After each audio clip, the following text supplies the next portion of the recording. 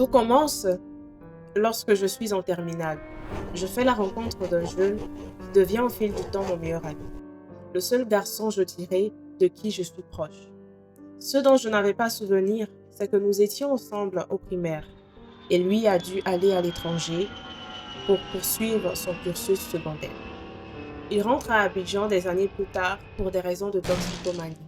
Ce qui est étrange, c'est qu'il n'avait pas l'air de quelqu'un qui avait des problèmes de drogue.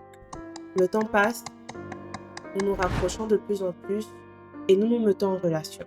Mais je lui fais savoir que je ne veux pas avoir de rapport sexuel avant mon bac. Après le bac, lors d'une fête entre amis, il me drogue. Il prend des stupéfiants, il me viole, me bat et m'humilie. J'ignore pourquoi est-ce qu'il a fait tout ceci.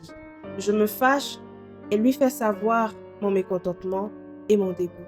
Il s'excuse et me dit « Pour te faire plaisir, j'ai dû prendre des stupéfiants pour être plus excitée et être dans un état second. » Et naïf que j'étais en ce temps, je lui pardonne parce qu'il est mon chéri et je me dis que ce n'est rien, que tout ira mieux.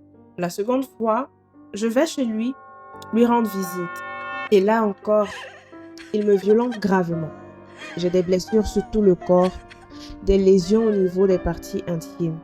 Et pour couronner le tout, il me filme et le balance sur les réseaux et notre groupe de classe. C'est une très grande humiliation. C'est à la suite de ces événements que je me rends compte que tout était planifié depuis le début avec la complicité de ma meilleure amie.